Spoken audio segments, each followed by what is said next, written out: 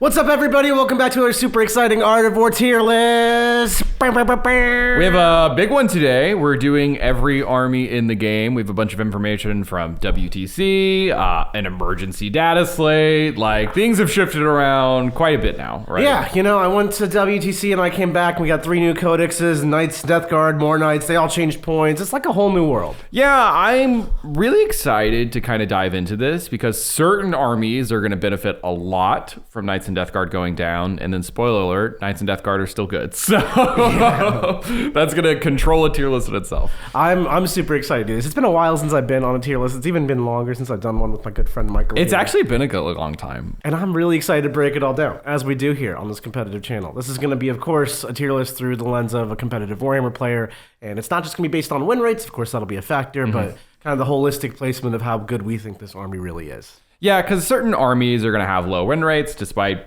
secretly just being good anyway, right? I think we can look at Emperor's Children at WTC with John's run and be like, wow, this army is actually good, despite their performance in singles. Yeah, there's always faction experts to consider. This is kind of a tier list based on what the army is really capable of. Exactly, right? All right, the first army we're going to have up are the Sisters. This is an army that feels a little like sneaking under the radar in some ways. They are often a sneaking under the radar type of faction. Yeah, because like their stats aren't bad at the moment. And my opinion of the army isn't bad either, right? No, I'd say they're pretty solid. They got enough point reductions in the last Balanced Data Slate to kind of counteract all the points nerfs they took in the earlier Balanced Data Slate back to keep Bringers of Flame in check. Yeah. And now you kind of have enough stuff again. Like I just ran a list in the War Room recently, which had 3 Knights of Seraphim, 3 Immolator packages with girls, the Volgons, Triple Castigator, and the Triumph. That actually is a lot. It's like everything you want. Yeah, that sounds like Old Sisters. And the Champions of Faith build also still very strong. 30 Sacrosands, nothing wrong with that. It's not the particularly best army to run into, like, say, Death Guard, so it's a little suffering from the meta, but it's overall a strong build. Yeah, I think Sisters, to me, at the moment,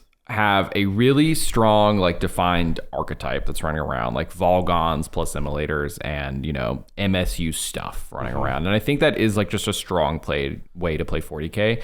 I think the downfall of Death Guard, or, well, not as powerful as they used to be, is going to help this army quite a bit. Yeah. I think we're living in somewhere A to B. Where do you kind of thinking? Yeah, I agree. Generally speaking, I think Death Guard are a big predator on Sisters, and, like, unfortunately, they're still here in the meta. We'll cover that as we cover that, but with that in mind, I think Sisters are going to really struggle into the top tier armies of the game. I also think they don't have a great Eldar matchup.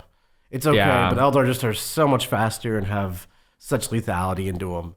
So for those reasons, I think I'm more inclined to put them in the B tier. Yeah, I could see that. There's definitely a lot of predators still running around out there, but I think they're still a perfectly competitively viable army. Right. You can definitely punch up with them, especially if there's a skill gap between you and your opponent. You can make Sisters sing, but you know, equal skilled players at the top level, I think Sisters are just falling a little bit short of that top. Next up, we're going to have the Adeptus Custodes. This is an army I currently don't have a wonderful opinion of. Their new detachment came out and we were all like, oh, Lions, it's so cool. And then it didn't really do anything after that, right? Yeah, Lions is not a bad attachment. I know Folger Piles has done pretty well with them, taking them to home nations and doing really well back in the day. However, I don't know that they're aging too well in this Knight and Death Guard meta either. No, they kind of... So their whole thing, right, is they run out into the middle of the table. They're like, I have a lot of 4-up invulns. And then they run into you afterwards, right? However, they're not exactly bridging that gap at the moment. Like, Knights are ripping them to pieces. Death Guard's shooting them to pieces. Those are still going to be around. Eldar just, like, run circles around a Custodes army. There's a combination of bad things for Custodes with respect to the meta right now. But there's a lot of damage 3 and damage 4 weapons. Like a lot. And then almost all of these top tier armies are multi-phase. They can shoot you and then charge you. And that's really bad for Wardens because it navigates around the forward field of pain pretty well. Yeah, and then even into a lot of the run-of-the-mill armies at the moment, they're just not that strong, right? Like, I think the new Votann that's out in force is going to be just fine into Custodes. I think the new Grey Knights are going to be just fine into Custodes. I don't know, Custodes just aren't preying on anyone. And to me, Custodes are a predator faction.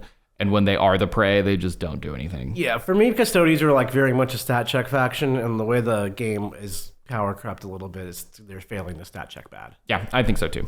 So with all that in mind, Michael, where do you think our Custodes are falling? I mean, it's D tier, right? I don't think they're quite, or are they F? What even is F tier? Like, well, I mean, we know one army that's an F tier. no, I'm not. I think Custodes are like still playable. I don't think you're gonna win super majors with them. I don't think anyone's doing that. Yeah. I think you can take Custodes to your local GT and go positive. 4-1. That's not F tier. That's not pure failure. That's like I think D tier is okay. I think D tier is where it goes. They're not pure failure, just bad. Just bad. It's okay to be bad. It's okay to be bad sometimes. Your day will come again. Next up, we've got our robotic friends, the Adeptus Mechanicus. This is a weird army, right? They just had a good performance at WTC by, I believe, is it the Polish who ended up bringing them? Yes, they had their player Galanka, who's a bit of an AdMech expert. And at WTC especially, if you have an army that's misunderstood, you can really leverage that in pairings and like putting what people think is good matchups into actually bad matchups. Super powerful stuff. But, that does also show that AdMech have what it takes to compete. That's kind of my thought too, right? Is if the army was just truly awful, it doesn't matter how much of an information advantage you have, it should fall off the wheel at some point. And that army just did not fall off the wheel. I think AdMech is one of those armies that is deeply misunderstood and is super rare to find. So there's not great information out there on like how it actually works and all that stuff. Yeah. Unless you're in the war and you're watching Mr. Siegs play. That's right. But that doesn't make it bad. And I think there's a lot of respect that I have for AdMech because I've been on the receiving end of them for years now. Because they have so much trash. They have like all these little bats with 5-up Feel No Pain that fire and fade. And then they have these tanks which also fire and fade. And then their other tanks shoot really hard with the Scorpius Disintegrators. Like, it is actually a pretty strong fire base with a lot of mission playing tools and a lot of move blocking going on. Yeah, I will never forget the first time I played Richard Sealer playing AdMech. I was like, AdMech sucks, dude. I was like, there's no way. This is not going to be a good game. And then I quickly find out that it was a real game, and AdMech was a real army, and I just had never experienced that before. Yeah. There's playing AdMech in the wild, and there's playing against like good AdMech, which is super rare. Yeah, like, it's very rare. But so if we're looking at this, like what's the actual ceiling of this army? I still don't want to say it's like a Titan, right? Or it's even like standing heads and shoulders, because I think that once you solve it, or even certain armies have really good answers into them at the end of the day, I think C tier is probably correct, where this is not a optimal faction. I wouldn't say, yeah, you should definitely take AdMech. But if you put a lot of work into it, this can be quite a good army. But you're still going to run into just like, sometimes the army just won't work, right? Right. It's tough for me to say that because I feel like there are some great players who can make that army do great results, which I don't know that a C tier faction can really do that kind of stuff. Yeah. It's the top tier factions of the game. But I agree, like those great players could play any army and make it look good. Man, this is a tough one between C. This is a tough one between C and B. I'm discussing it makes me want to put it in B. I know, like as much as I agree, it's like got all the makings of a bad army. I don't think a C tier army can punch into A tier the way AdMech can. I think that's true. I think we should move this one to B tier. B tier it is. B tier it is for AdMech. All right, next up, we're going to have the Aeldari. This is a faction that's performing quite well, and a faction you are rather intimately familiar with at the moment, too. I love this faction. It's so fun. I really enjoy this version of the Codex because it, like, isn't, like, so absurdly broken like Eldar has been in the past, but if you know what you're doing with it, you can still make it feel absurdly broken. It's crazy. Yeah, this is not an army that you just pick it up and do whatever you want, right? Where Death Guard, we're so good at the moment, you just kind of do whatever you want, and it doesn't really matter. But Eldar requires you to have a certain amount of skill with that army to perform. And that's one of the things I personally love with it, because it's not easy to meta hop and just bandwagon onto an Eldar army and do all your move blocks perfectly and perfectly put people in the chokehold of death. And but once you know how, oh my God, Michael,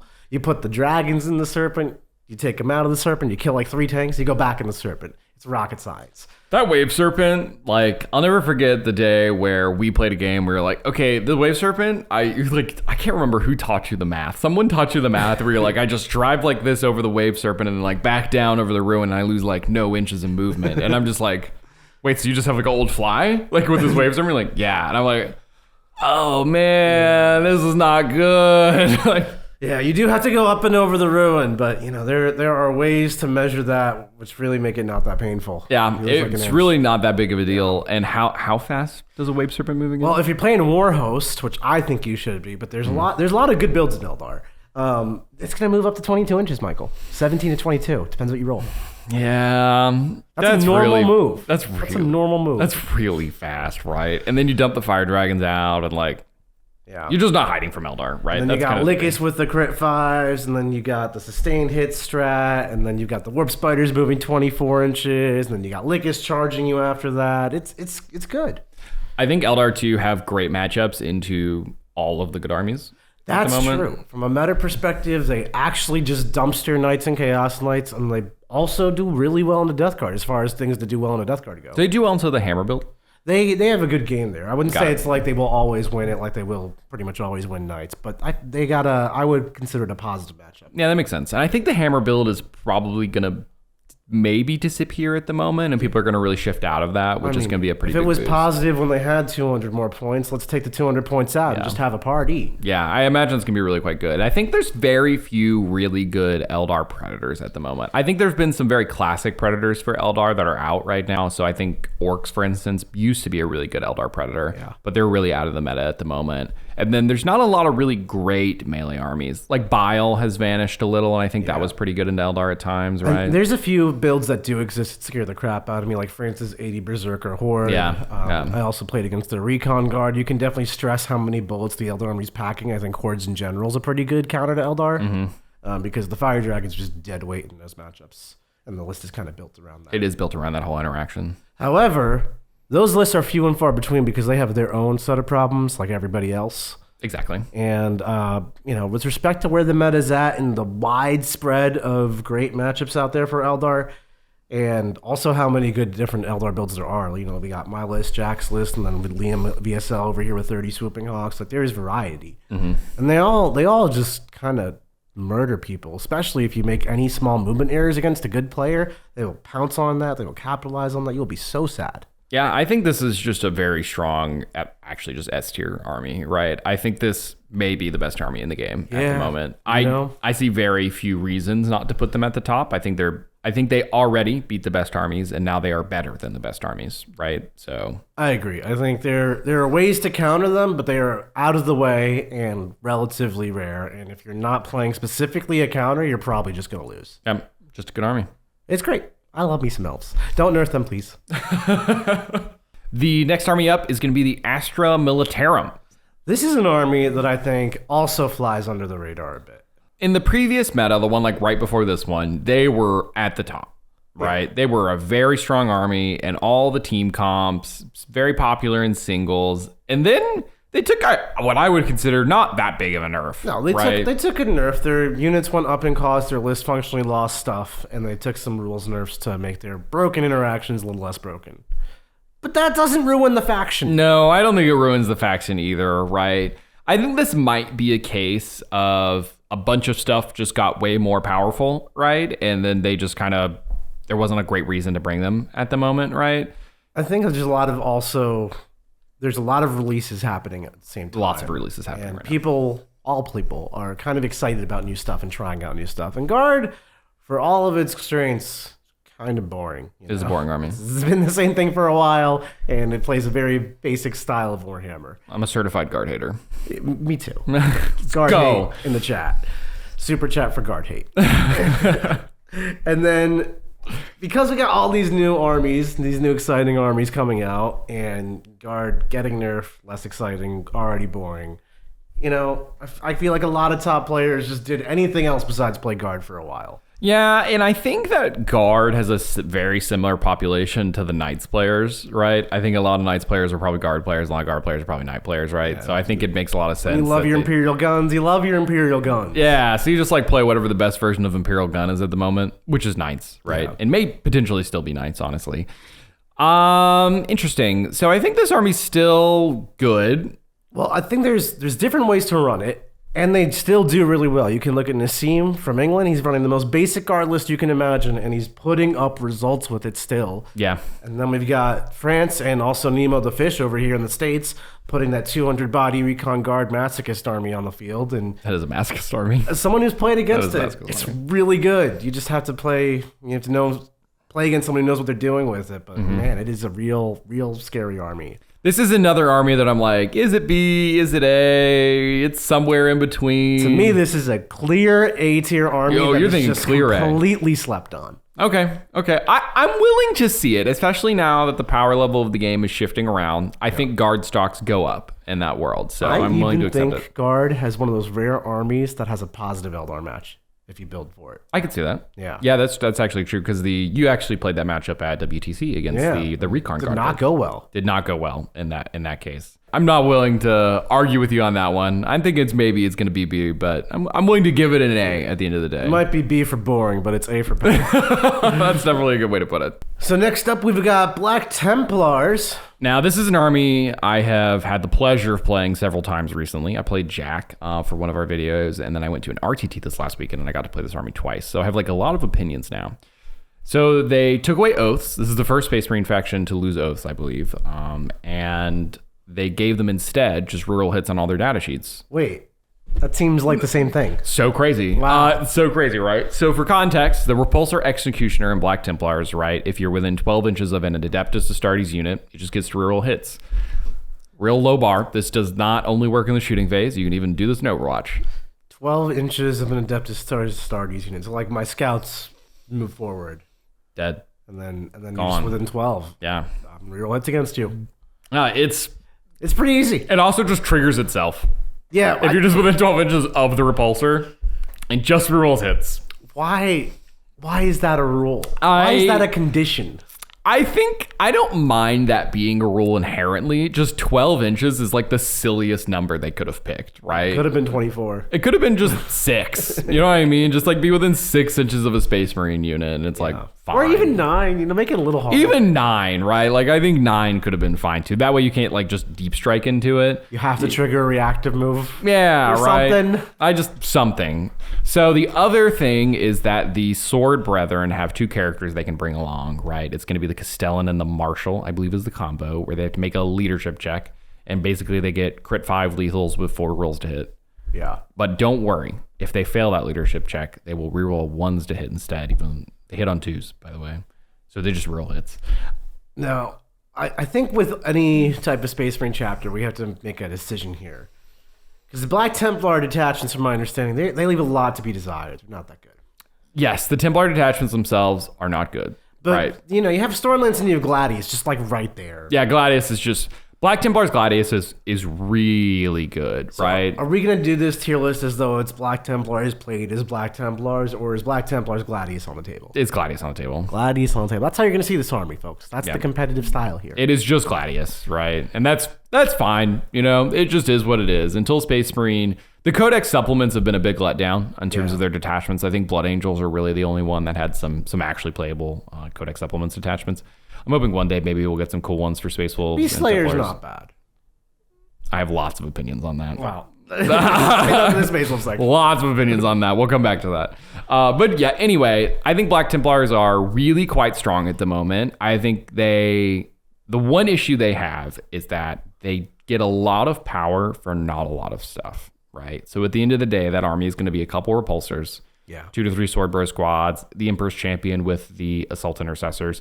They definitely are probably the best characters in the game at the moment, which does make me sad because I'm an Orc man, and Orc characters should always be the best melee characters. But they're definitely these Templar characters are Jack great. Templars, and Jack does love badass characters. Yeah, they're so good right now. I think this is a very solid A tier faction. It has good shooting, good melee. It's a little elite, but not so elite it doesn't play the game. Yeah, I right? agree. You still get a little bit of that stuff in there. So I think this is going to be a very good army at A tier. To me, this feels like what Custodes wishes it could play like. Repulsor Executioners, Caladius, Sword Bros, Custodes guys. Like, it's the same thing, but you're just Space Marine priced. You have Space Marine rules. Everything just rerolls hits. And you have access to better skirmish units. Yeah, I think that's pretty accurate. I have... honestly, really nothing bad to say about this army by any means. No, I think it's very solid. I think it's just a very, very solid army that you could pick up. So I think this is going to slap right into A tier. I don't think it's quite on that S tier fringe. If they had some more stuff, I think this definitely could be an S tier. If it was faction. a little cheaper. If it was a little cheaper, it could definitely be an S tier. But I think right now it's actually a really good balanced position. Wouldn't do too much here. Next up, we've got Blood Angels. Another B-favored Space Marine army. Yeah, this is like a pretty good army at the moment. They got some, what I would consider some pretty crazy buffs in the last data slate. They're cheap. Why are they so cheap? They're really cheap. And You ever see 2,000 points divided by jump pack marine? It's actually so many jump pack marines. It's so many guys on the table. Like, you can hit a real high critical mass of just dudes in power armor running directly at you. Not even just power armor. You also have sanguinary That's guard. true. You do get sanguinary and guard. characters that also. And characters. And you also have access to Sanguinor, who just like solves combat mirrors. That guy's annoying. That guy's a real problem. Yeah, he's really annoying. I don't think this army quite performed to the hype we gave it. I don't know where it doesn't land for me, because as the person who watches Blood Angels and sees Blood Angels and thinks about Blood Angels, they're horrifying. They've got like 65 Space Marines with jump packs sprinting at you at full speed, lots of skirmishers with JPIs and Vanguard vets, lots of hammers with Death Company and Sanguinary Guard. Fly means move blocking is not really a tactic you can use against them, and they can terrain hop, stage, and then charge really effectively. And their damage is just there, from what I can tell. So my brains, I do not understand why this army isn't at the top table all the time. Yeah, this is like a real tough one because they're on paper, they have everything, right? And I can't tell you why this army isn't performing the way it is, like, or what I think it should, really. Right. And I think that may be that this army just isn't getting the attention at the moment, right? And the other question is, does it have a bad Death Guard matchup? And does it have a bad Knight matchup? And does it have a bad, technically Thousand Sons, I think could be. I'm not sure if it has a bad Knight matchup or not. I really have no idea. Yeah, as far as I know, I think it has an okay Knights matchup, but it does not have a guaranteed Knights matchup. It definitely sounds flippy, right? Like you have to make your connections, and then they have to get the Knight killed, or otherwise it's going to be up. Yeah, and if you bounce, like it just, okay, game ends, right? Now, that's every army in the game of the Knights at the moment, but I think it's still. Not Eldar. they don't really quite bounce, right? So, and then if you fail, you bounce, you're also killing Corsairs. Yeah, right. Like anyway, yeah. Back to the Blood Angels. I feel like it's deserving of an A, but I just can't give you a real reason other than like it feels like that, and I think that's not the best way to rate it. Yeah, no, I hear you. So there's a few instances where Blood Angels have been taken by top players, and they have been done exceptionally well. I'm thinking like when Olivier played them at Battle for Salvation team tournament for StatCheck. Which wasn't that long ago. Dominated everybody. Jack, a little bit before that, took them at LVO and got third. And granted, these are different metas. Blood Angels since then have gotten cheaper. And I just think that they're actually just getting a lack of representation by top player. I think that could be real. I think they're very comparable to the other good Marines right now, which are going to be Templars, and then we'll talk about Space Wolves later. Space Wolves are the other good Marines. I think they're pretty comparable to that. I think A tier might be home for them, right? I want to put them in A tier. I think I'm willing to do that. Let's do it. I think that's where they go. No B for Blood Angels. No B for Blood Angels today. All right, next up, we're going to have the Chaos Demons, which have been good, not great. Look, they got some love. Shadow Legion is genuinely a good detachment. I like that detachment a lot. Demonic Incursion gets you 6-inch deep strikes now. We got some points buffs. We got toughness 13 great and clean ones. I'm not complaining about my demons. They have gotten the love that they have needed for a while. Yeah, this is a weird army to me because it's not popular by any means. No. Stats-wise, they do really quite well, but I also absolutely never ever play against this army at the top table. Okay, this army, I've been playing it for years. It's my favorite faction of Warhammer. I can rant about this forever. Go. I think this army has a relatively good win rate, and I think it has got a lot of play that you can use to beat players if you're better than them. And then when you get to around the top tables or close to the top tables, like in round 4 or whatever, that's when the player skill difference is less. You know, you're not going to play against some dude you're just like 1,000 times better than. You're going to play someone relatively equal in skill. And if they know how to screen and just generally play against demons, it really falls off a cliff. Yeah, demons really rely on finding the mistake and then exploiting it. And then the moment your opponent does not make that mistake, it's like, well, I guess I'll walk at you directly in front of you because that's my only other option. Last year, I took demons to 2 different team tournaments. And granted, a different time, different meta, different whatever. Still the same army. And I went like 6 wins, 1 loss, and 2 draws, something like that. 5 wins, however many rounds it was. And Across all that, my loss was to Anthony Vanilla, who's pretty good, knows how to play against demons. And my wins and draws were into everybody else.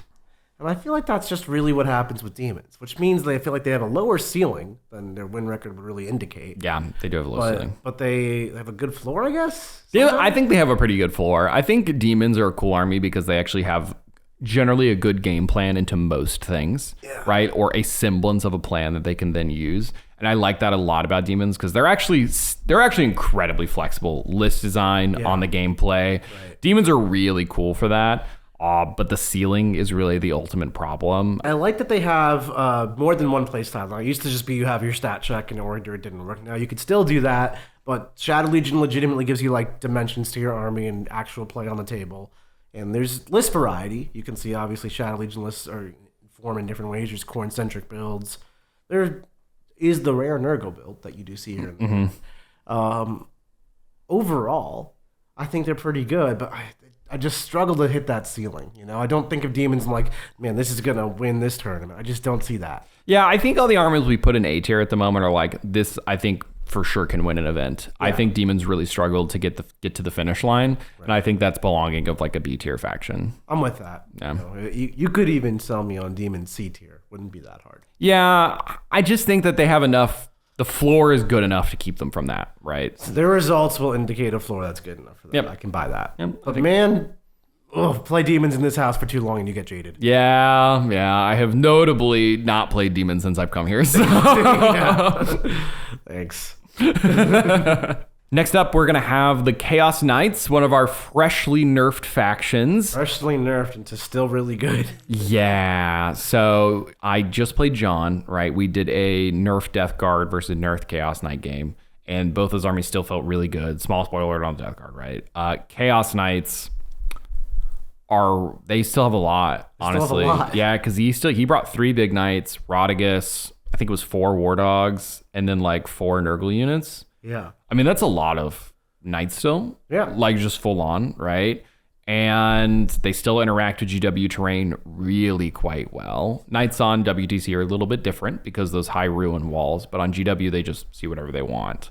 The thing with the Chaos Knights, and we'll get to Imperial Knights soon, but Knights in general, is that they got more expensive, which means there's less of them. You basically either lost one of your War Dogs plus like an enhancement that didn't really matter, or you turn a big knight into a little knight. And that's what your list has changed to. And while that is a nerf, a real tangible nerf, I'm not trying to pretend like it's not, I don't know that it moved the needle from what knights are doing to people, because they are usually stomping somebody by, here's my stats that you couldn't deal with, and my Gatling cannons that are too good, and I see you over the ruins, and you're just all dead. Or your opponent can deal with them. And I don't know that the difference of like a War Dog is going to move that for most people. Yeah, so they've definitely lost percentage points, right? That's like the easy thing to look at. If they have lost some amount of percentage points in this game, that sometimes their plan isn't going to work and they're going to lose the game for that, right? For sure. However, have they lost enough percentage points that it's like, oh, okay, this army like is a regular army now? I don't think it's a regular army. Like, I mean, Knights will never be a regular army. They have 2 data sheets, big and small, and they play the game with like 9 to 10 units total. Yeah. Man, the more I think about this, I'm like bordering. Is this still an S tier army, right? To me, this is not an S tier army. I was going to argue that it wasn't because I've got my Eldar elf pointed goggles on and I just kill these things. Yeah, so the regular peasants like me, we don't just kill knights, right? What is that like? It's rough. I'm not gonna lie to you. It's rough out in these times where you just try to kill these things and sometimes you just don't, and you do lose your whole army after, right? I've heard these horror stories. I've never experienced yeah, it's not a good time, man. It's not a good time. I think it's very high A, and then I want to see what this army can do still before I'm willing to commit to S. I'm down for A. I just don't think it's like too good, because I think of like, I just got back from WTC, and I'm thinking of 90% of the teams had both Knights and Chaos Knights in their roster. And since then, it's been nerfed by like 200 points. But even then, most teams, at least in the top half of the tournament, had more than one answer to Knights. It wasn't just Eldar. And, you know, if an army is that counterable, how broken could it be? I think there's just a big difference between teams and singles on this one. Yeah, right? It could be. Because in teams, you're allowed to just be like, I'm just a Knight answer, right? When you know a lot of teams are going to bring it, but in singles, you got to answer a bunch of stuff, right? You got to be ready. You have to be ready for Knights and Recon Guard at the same time, right? So you have to kind of disperse out your resources a little more, which means you have to shave off those percentage points that I was talking about before, right? Yeah, I completely agree with that. It's a more polarizing singles experience. Exactly, right? I'm gonna go top A right now, and then I think maybe in retrospect we'll be like, this was actually S the whole time. Right? I am down for that. We'll put them in A. Yeah, A it is. Next up, we've got Chaos Space Marines. They got a little love on the most recent slate. They got the new Lord Discordant, which was quite cool, and some points drops, I believe, as well, right? They did. They've gotten a little bit of love pretty much every day to slate for a long time, and it shows. Over enough time, they've gotten to become really good. I think there's not a lot to say about this army in some ways, and there's a lot to say about it in other ways, because it has a diversity of builds, which is really quite cool. But it's also just generically good. Not in any interesting way. It's just good. You have Bile, which basically takes your melee infantry army and makes it better stats and gives it advance and charge. And then you have things like Packbound, which takes your army that has lethal or sustained hits, gives it lethal or sustained 5s. And also advance and charge. And Raiders is just good MSU. Yeah, Raiders is probably the most interesting in terms of cool plays you can make, because you have the opportunistic Raider stratagem to go charge something and consolidate away and fall back after you attack something. Other than that, you have Veterans, which basically plays like poor man's Gladius, but Liam still makes it work. Yep. And that's kind of it. But overall, Chaos Space Marines, I think they're very solid. I think they've kind of come around full circle in terms of good, bad, whatever. And they've just landed in a pretty solid place. Yeah, I think this is a boring army, kind of on analysis level. Because like I've said, those things are all just good. They're just slightly better base versions of a lot of other things. Yeah. I think it's just A. I struggle as a CSM player because I want to write builds that are complex and multi-step and complicated, and then at the end of the day, you just hit them with your hammer, and it's probably going to work out better. They're definitely a lot more good old Marines these days than they are Chaos Marines, right? They're still spiky. They're still spiky. I wish Abaddon was better. That's my biggest complaint. Yeah, I think that's a fair one. He's overpriced for basically no defense. He's paying for the sends of earlier in this edition, so which I can understand, but. For a Benvolna Curse Cultist was Chaos Cult is even still a real build. That's true. Chaos Cults is real. We didn't even talk about that one. Yeah. This is a lot of very playable detachments. There's a lot of playable detachments, and they all pretty much have real gumption to win tournaments that they're in. You just have to play it well. They don't have the auto-play picking up and play that you would expect an army with good stats to have, but a lot of it is melee-centric, and just being a good melee player kind of requires you to be good at Warhammer. Yeah, I think so too. I think I'm going to plug these guys into A, and that's it. Off to A. Next up, we've got Dark Angels. Yeah, Dark Angels at the moment are not feeling the shiniest. They, I think, are outclassed by a lot of other Marine factions, which is a pretty big problem for them, right? They definitely feel like the worst way to play Marines. Yeah, and for being such a good faction, I don't know that I want to play the worst version of it. I just want to play a good version of it. And I think the other part of it, too, is that the parts of Dark Angels that were really good have really been hit quite hard, right? The Deathwing Knights have gone up quite a few points over time. The Lion, despite how hard they try to make him good, is still not good, right? They also, Deathwing Knights don't appreciate what meta we're currently in. Exactly. They really hate dealing with Knights and armor and that kind of high OSC, high toughness. And then they also hate Death Shroud Terminators, which just blend them. Completely blend them. There's actually a lot of things that blend Deathwing Knights right now. Even Eldar will actually just volume of damage get through you, because they really don't acknowledge -1 damage as a stat they care about. Yeah, and I think there's a lot of armies like the Ragnar Brick can also blend Deathwing Knights, right? There's just a bunch of stuff that they fall prey to at the moment. Right. And the reason you play Dark Angels is for Deathwing Knights. You're going to end up wanting to play your Deathwing Knights, because if you're going to play Dark Angels, that's the reason. And then that leaves the rest of your army a little bit light on the ground. So things like Plagueburst Crawlers and Warp Spiders become tremendously effective into you. Yeah. So I think Dark Angels are struggling at the moment. I think they need some love in order to compete with their other Codex Supplement brothers. I will say, you can always just play Dark Angel Gladius minus the Deathwing Knights, and just, your Space Marine Gladius is just dark green for whatever reason. I mean, sure, technically you can always do that, but Is that actually Dark Angels? You know, like if you play Dark Angels without the Dark Angels units, you're just Codex Marines. Doing? Yeah, like right. No, I hear you. I do think it's the worst Space Marine chapter. So we put Black Templars and Blood Angels all the way up in A tier. Do we think this is B tier or we think it's worse? I think it's C tier, personally. I think it's C tier. I think it's below average. C for crap? C for crap. Wow. I think that this is not a strong competitive choice at the moment. I think if you really want to focus on Dark Angels as a faction, you're going to run into a lot of walls that are just kind of unanswerable. I agree. And I think you have ways to get those answers through the other Space Marine factions, right? So if you're just like a Space Marine guy, just play the other Space Marine one. But if you're Dark Angels, you're kind of in the tough spot, right? I also think part of my argument for what should be in B tier, A tier, C tier is like how well it can punch up into the higher tiers, and I just don't see Dark Angels punching up. Yeah, they just don't at the end of the day. They have very little play on the table, but they're like, let's rapid ingress. That's their move. Yeah, pretty much. And like the Storm Raven is not as good as it used to be. It's still good. It's better Ravens right? out there. It got nerfed. The Storm, specifically the Stormlance reactive move, right? Because it used to be flat 6 for, I think it was like literally anything in the game, but it's now been limited since then. So that's a big change. So I just think it's lost a lot of tricks, lost a lot of points on the table. It's just not too great at the moment. But not D tier. Not D tier. I don't think it's awful. This is not dumpster fire. I think it's just below par. Yeah, it's just not that good. Next up, we've got one of your favorites, Michael, Death Guard. Death Guard will be one of my favorites now. Before it was my least favorite child because it was the most boring. Too powerful. It was just way too good. Like I was like playing Mortarian's Hammer and it was like, okay, I will activate my PBCs. I will deep strike my Death Shroud. You are gone. I remember when we first played one of your first stream games in the house. We did. And I ran my sisters, and I was like, I got this cool sisters build I'm trying out. And you just rolled up with your first ever Death Guard game. Actual first ever Death Guard game. And just cleaned me out in 3 turns. I'm like, what just happened? I read the Codex rules that morning. It was just not interesting really in any way. It was just like, yes, I am absurdly powerful. I am simply going to walk at you, and that's going to be enough.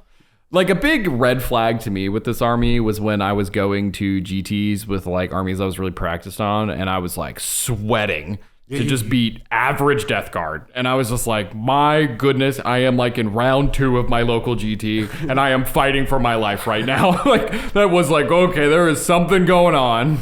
Another big telling point for me is that it was the top placing army at like every major tournament for like a long time. Yeah. And it's basically on every single competitive 40k team that there is. There's also multiple builds. We got Mortarian's Hammer triple PVC. We've got Virulent Victorum with the Plague Marine Rhinos, you know. Champions Contagions technically running around with Plague Marines and stuff. I even see Taliban Summoners with like 1,000 points of Nurgle Demons backing it up. Yeah, I've played against that army. That's a very real army too, right? Like more than one way to slice the cake. So they did take the heaviest nerf out of everybody. They lost about 200 points, give or take. More, honestly. Yeah. Okay. So the hammer build specifically goes up around 240-ish, somewhere around that ballpark. Which is hefty. All the other builds go up about 160-ish. I'm surprised, genuinely, we didn't see any actual rules changes in this, because I feel like the 6-inch deep striking Death Shrouds is nuts. But, you know, it's still happening, isn't it? Yeah, it's still happening. They are notably more expensive by 20 points. Notably still going to take them. Yeah. Oh no, they're, it's 160 for 3 guys. They're like 45 points a model, somewhere around like that. Whatever. I don't care. That's amazing still, right? I will say I expect Death Guard to, obviously, like you put it, lose percentage points. They've lost a good chunk of their army, and there's going to be less Death Guard. You can't just be like, my army is more than yours and better than yours. Because of all the debuffs and the stat lines they have, they're actually just a better army than most. But then now it's like at least more elite, so it's just better than your opponent's army, not necessarily more numerous also. So you say that. I'm going to read to you my Viral Invectorium list at the moment. Oh boy. So it has Mortarian, the Death Guard Demon Prince with the 5-up Feel No Pain enhancement. It has a Lord of Contagion with an enhancement. It has 2 units of Poxwalkers. It has 3 Flesh Mower drones. It has 3 Myphitic Blight Haulers. It has 3 Bloat drones with the Heavy Blight Launcher. And it also has a unit of Death Shroud. You have all of the things. What did you have before that you don't have now? Another unit of Death Shroud. Oh, there was just extra now. There was only enough. Yeah. all right, this army is still cracked. Yeah, this army is still really good. I think Death Guard. Man, I was originally gonna slate these guys in A, but I think there might still be S. I think this might actually. I'm willing to put this in S tier. Death Guard are really good on the table still. Yes, notably the hammer build got hit quite hard. Yeah. Right. That one really got hammered, but there's more than one build. The other builds are fine and we're performing just enough. I'm still exploring Champions of Contagion myself. I'm still trying to solve that detachment. There's a lot of juice there still, but that Mortarion build I just listed to you is still just there. It's pretty gross. I am also torn between S and A. I think it's obviously very good still. It, I think, is probably going to lose to Eldar in a head-to-head for whatever that's worth as the other S-tier army we're considering. Yeah. And then I'm not sure what its night game looks like. I just played it, actually, because I just played John, right? Yes. I just played the Chaos Knight game, and I killed him. You killed him. I killed him. Off to S-tier it is. Yeah, I think it's S. I'm down for it. I think it's S. Look, I think it's lonely up in S with my elves. I need some friends to join. Yeah, I think Death Guard are going to be really powerful still. I don't think they lost enough juice. This is going to be an army that's... I think you might see less people bandwagoning on them, and usually when an army gets nerfed, people find a new home to hop to, but it's still going to be really good. I think my favorite part of the Death Guard nerf is I have already seen the eBay listings of Death Guard armies. I'm so ready for them to not be at every tournament, every table. Yeah, we're definitely going to see some less players now, but it's going to be a great army still, and I think maybe they're going to pick the bandwagon back up once they realize it's actually not that bad. Death Guard S tier, let's do it. Yeah. All right, so next up we've got Death Watch. Yeah, so Death Watch were real hype earlier in the year. They're a faction. Yeah, they won LVO. They right? did win LVO. They won LVO. They just full on won LVO. And then we saw them be kind of an interesting teams pick early in the year. They were at Home Nations. England for instance. picked them. Yep. Another Belgium also had Belgium them. also yes, had them. Belgium. Notably, the whatever place they ended up in, but were playing for the win in the last round. They were still. up there. They were still in the end.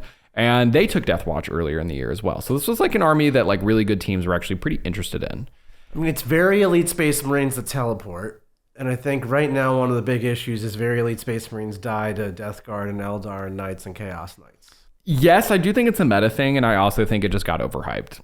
Like, I think it just won LVO, and everyone was like, oh man, Death Watch, and people started playing it like, oh, it's good, and then people just stopped playing it. There's a real, like, I need to make my 9-inch charge energy with Death Watch. Yeah, 9-inch charge, and then they like shoot good. I think that's like the most interesting thing about Death Watch to me is like their shooting seems overwhelming, and then like you get to the end of it and you're like, oh, I'm like alive.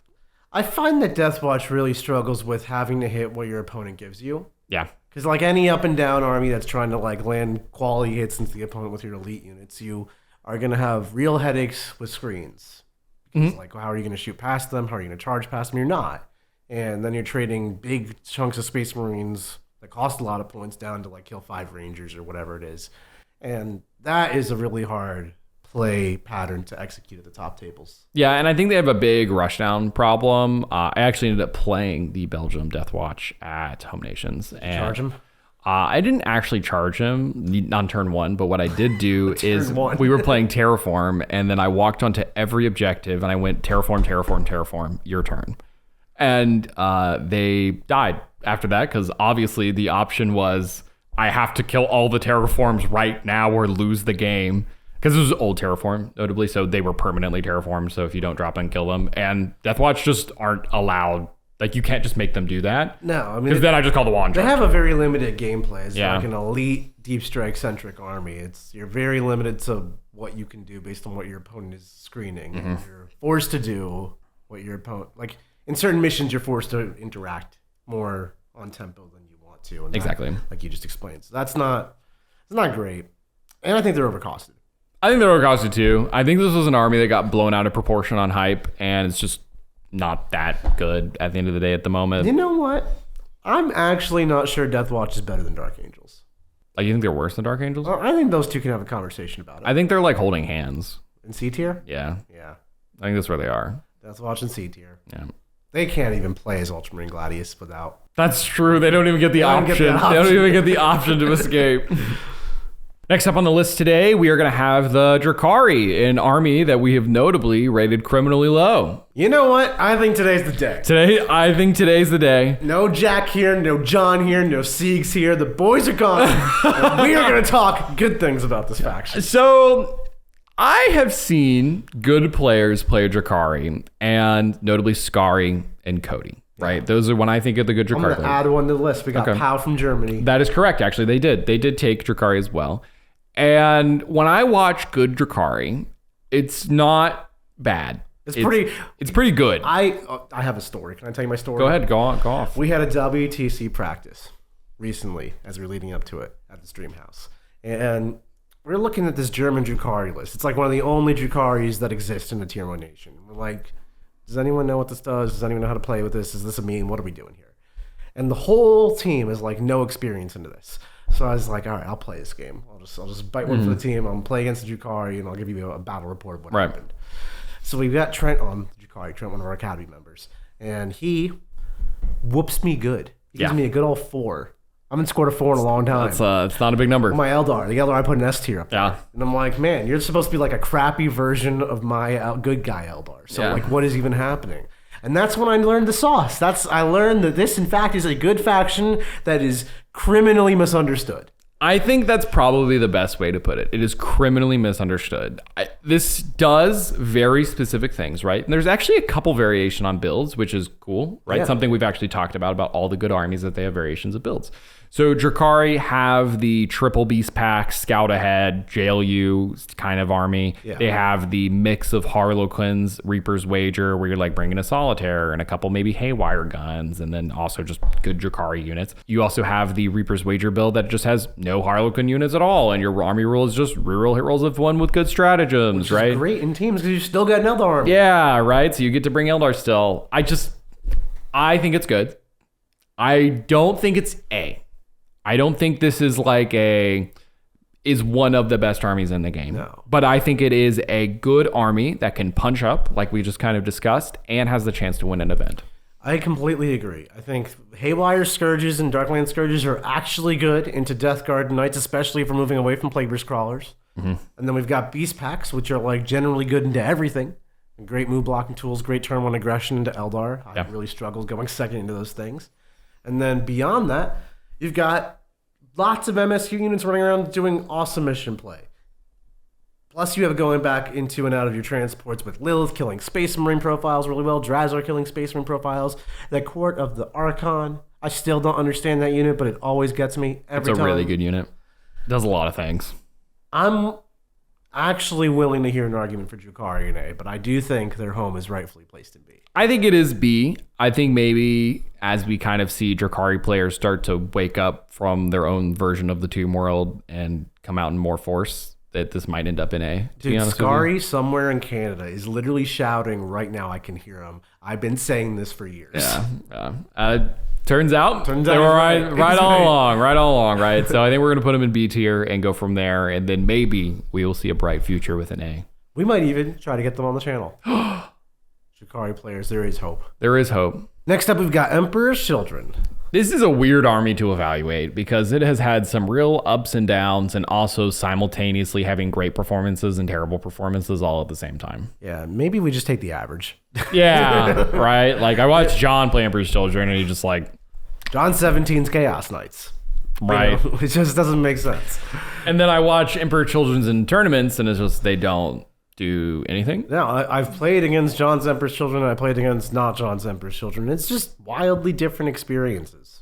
And it's hard to say whether that's just John or he is properly just utilizing the engine, right? I will also say that Emperor's Children is like peak John in terms of how John likes to play Warhammer. That is true. He loves advancing and charging, falling back and charging Space Marine type army. He was really good with White Scars back in the day. Mm-hmm. So this is just like pink White Scars to him.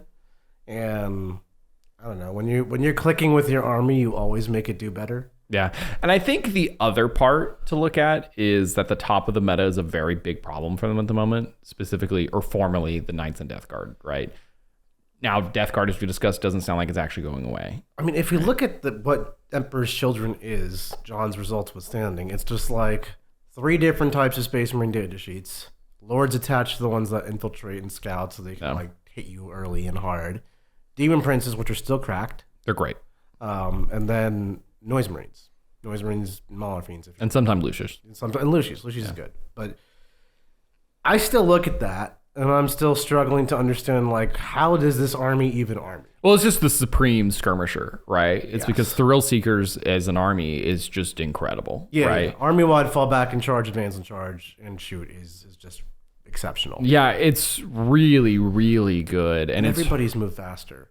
Like, Princes move 14, guys move 7. Yeah, and that's really strong. And I think it's hard to look at something like that and be like, this is just bad, especially when their predators have been kind of disappearing from the top at this point. I think that kind of shifts them up. Now, they have, and in theory, an armor cracking issue. You have 6 Blastmasters total in your list. That's 18 strain 10 shots. Then you've got 2 Princes and Lucius, and that's like your anti-tank. Now, John techs in some Mauler Fiends, which definitely helps. But generally speaking, anti-tank is a weak spot for this army, and that we are in a bit of a knight meta, which isn't great for them. Yeah, it's like I look at the holes in that army, but it technically has solutions, right? So notably, Coterie is the most popular detachment. Notably, probably maybe the only truly playable detachment at the end of the day. Right. And as it powers up, it doesn't really matter how tough these things are. Like, they will just die because, like, sustained lethal rolling hits and wounds is just, like, really good. Yeah. Right? I completely agree. I don't know. I think this is B, right? Maybe even A. I think I'm going to give it B, though, just because I have not seen anyone other than John replicate this success yet. If we put John's EC in S tier, and put everybody else's EC in D tier, and then we just, like, meet in the middle, they meet at B. I think it's B. We're going to call it B. I think I'm going to call B, and maybe we'll find it. This one, I think we might look back and be wrong on. I want to hear your comments and your rationale as well. What tier should Emperor's Children be in? Let us know. Yeah, let us know. I'm actually really curious to see what people think about this one, because I think it's pretty common for people at the moment to have a pretty low opinion of Emperor's Children. Yeah. I think they could be wrong. I think there's going to be a lot of people who play Emperor's Children who be like, how could you possibly put this in B tier? And you just heard us. You just heard us explain why. So, like I said, leave a comment. Yeah. Next up, we're going to have the Genestealer Cults, an army that you like actually quite dearly. Oh, yeah. We got a beautifully painted one from M3 Studios recently. We did. It actually looks so good. Oh, I love it. The only thing I don't love about it is that Genestealer Cult as an army competitively right now is like 200 bodies that revive into another 100 bodies. And like that's a lot of dudes. Genestealer Cults are really good right now. They are really good. They do have pretty much infinite stuff. Good damage. Every OC you could possibly want. 6-inch deep strike. Great damage. And they revive. They have a lot of tricks. The whole army deep strikes. They're really good. Yeah. I don't know what they're bad at. They have some problems. I don't want to just make it seem like it's all sunshine and rainbows. All right, what are these problems? They do have a going second getting blitzed issue because they are a deep strike centric army. So you do have like some bikes to start on the board and some pure strain stealers. And if you go first, you can get some good move blocking and jail going. If you go second, you can just get run right over. There's actually a game I played recently against John's not nerfed Chaos Knights. And we played in Hammer and Anvil. And he did this. He went first. And I was getting charged turn 1. It was disgusting. Barely made it to turn 3. I had like no models left. That is terrifying. And that is a real thing that can happen versus like Orks or Chaos Knights or even Imperial Knights or Chaos Space Marines, like any of those blitzy kind of armies. Yeah. Now, if you don't have that as a viable option, you're probably going to lose to GSE. Yeah, it's feast or famine, right? It's very feast or famine. It's very feast or famine. I think that this is an army that belongs in a high tier. I do think that the best GSC players may make this army an S tier army.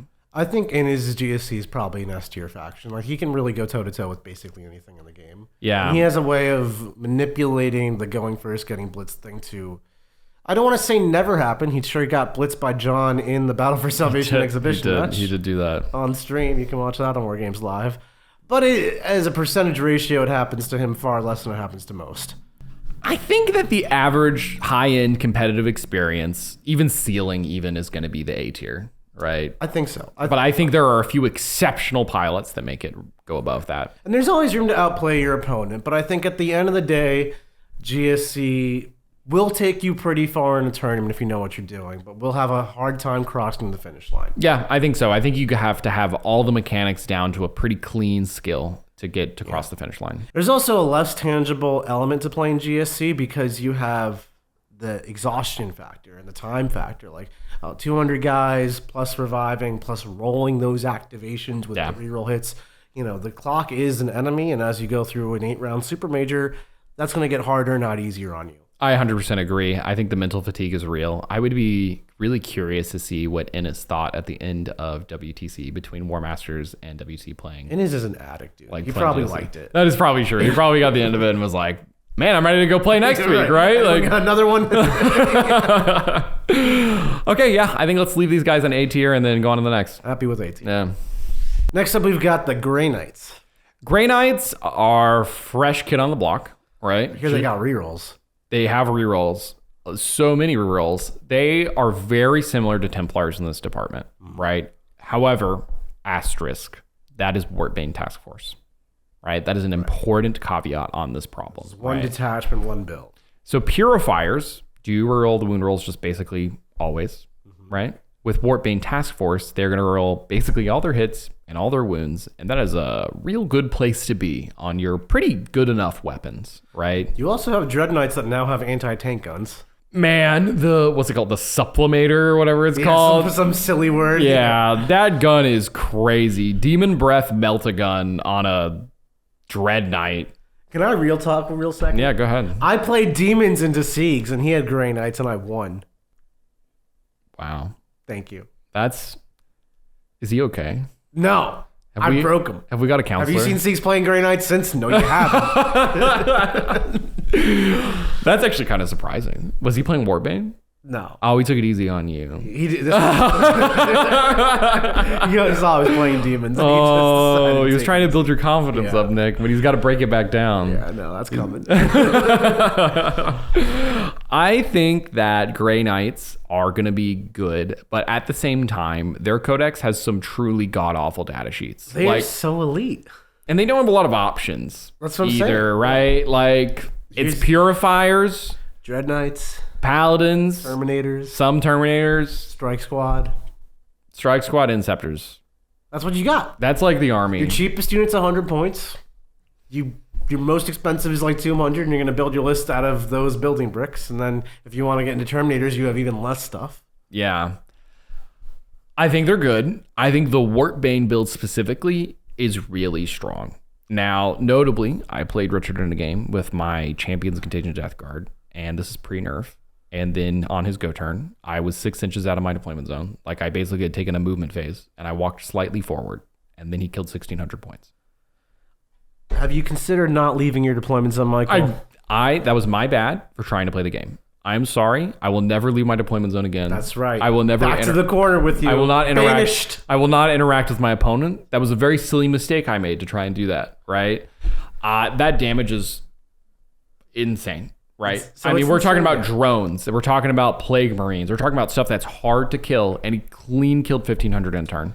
Yeah, I mean, we are putting Death Guard in S tier, and we're talking about how Grey Knights just like clean killed it all. Yep, and I just think that's a matchup thing, right? Death Guard are slow, right? They have to walk into the guns. They have to walk into the guns. Grey Knights notably teleport. Death Guard don't. They have Poxwalkers as good screens, right? But it's very easy for them to just take a turn to kill the Poxwalkers and then move on from there, right? And then I have to screen with my face, and that just is what it is. I do think if you have an army that has ample screens and isn't just vulnerable to deep strike shooting guns, which not every army has that kind of capability. Some armies just lose to deep strike shooting guns. Yeah. But if you have an army that can fight back, screening and whatnot, I think Grey Knights will struggle to open up the game. Yeah, that's kind of the big issue that's holding this army back, right? Is that there are certain matchups that will exploit really quite well, and then there are other matchups where they're going to run into it and be like, man, my opponent really needs to make a mistake here for me to find the I love the idea of applying the calculator with the deep strike shooting to just math people off the board, but that really doesn't always work.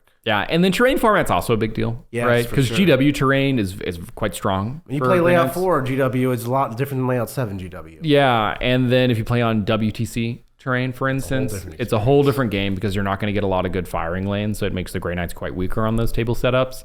So I think there are some problems. However, I think the army is going to be quite strong, specifically the Warpbane Task Force. I cannot emphasize that enough. I think that is the one really strong detachment. Well, it fixes their damage issue. Yeah. And damage is definitely one of the key problems for Grey Knights outside of Warpbane. Yeah.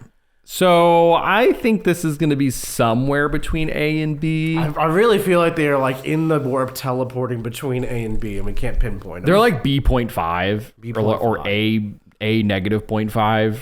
Well, we gotta make an executive decision here, Michael. I'm giving you authoritative power. This is the most responsibility you're ever gonna have in your life. I'm trying to think. Don't mess this up. I feel comfortable putting this army in the B tier. He messed it up. What,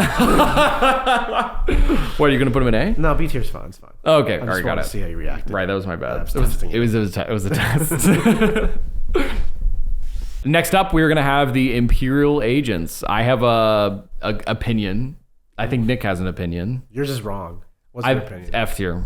No. This is a fake army. This is not a fake army. It's a fake army. Okay, might be a little bit of fake army, but they have rules. They have real maneuvers. You can get like 200 guys on the board with OC a lot. You sure can. They have the broken strat to like move and invul after you shoot them. Yeah, that's cool.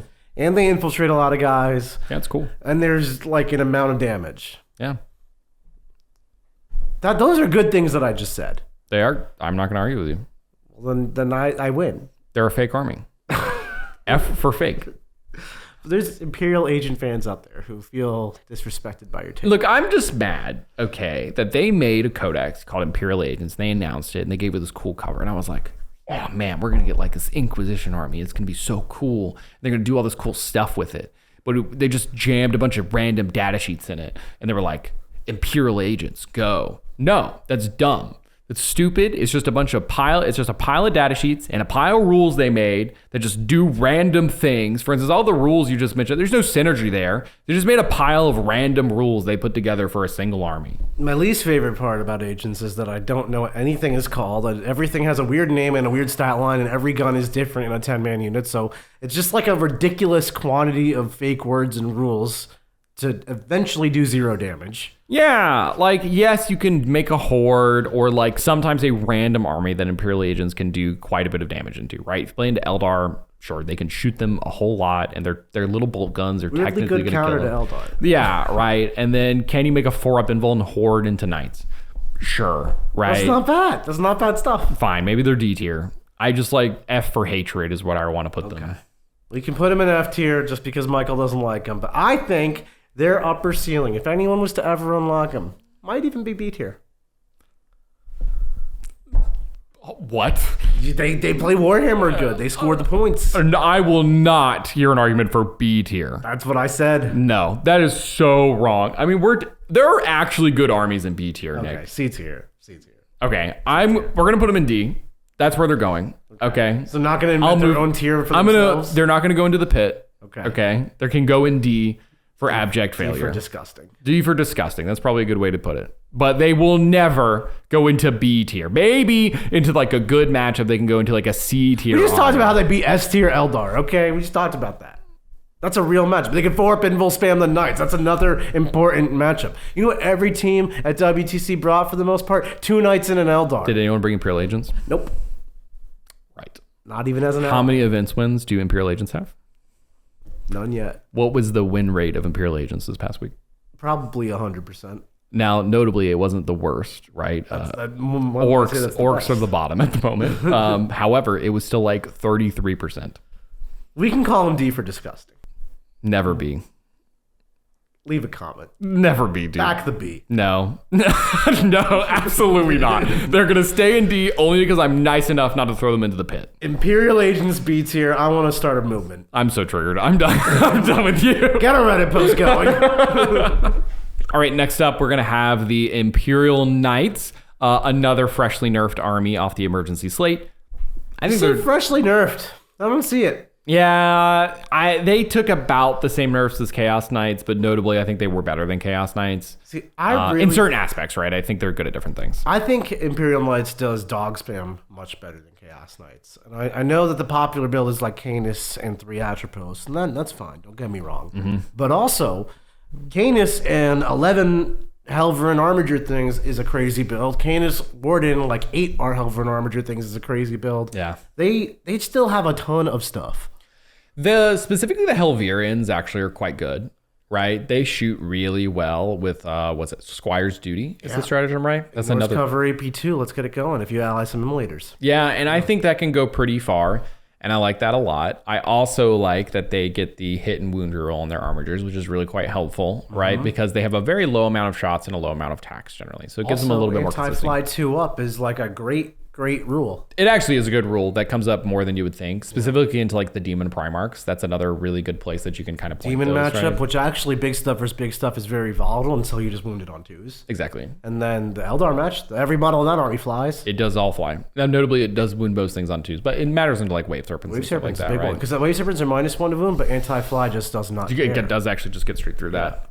Yeah, Imperial Knights are an army that technically got nerfed, but I think are going to be really quite strong. I think this is going to be solidly an A tier at the moment. Yeah. Maybe we're going to see they're going to take the crown in S still, but I think it's just like kind of like Chaos Knights. I kind of need to see where this is going before I'm ready to commit to that. In my mind, these two armies hold hands and they kiss and they can argue about who's better at the time. But they're in the same tier doing the same thing. I think so too. Yeah, Imperial Knights straight to A tier. Next up is another newcomer on our block. We've got the new Leagues of Votann. This is actually a cool codex. Like, actually a cool codex. I was really impressed by the design. So I've been getting to play Richard a few times in the past couple weeks as we kind of learn about what Votann are really doing, right? They have a new, interesting army mechanic, which I like a lot. They get these, like, I don't know, whatever they're called. They're mining tokens, essentially, and you spend them to make either your army is going to be +1 to hit against units on objectives, or you can be -1 to wound if strength is higher just across the board, except your vehicles. That's really just your infantry units that get that, and be +1 to hit if you're on an objective.